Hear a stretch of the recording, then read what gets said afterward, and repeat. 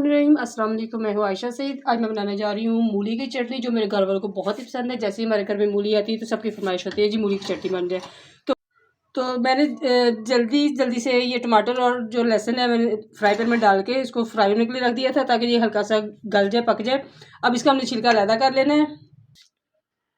ये टमाटर और लहसुन को अब हम ग्राइंडर में डालेंगे फटाफट से हम एक मूली काट के डाल देंगे इसमें।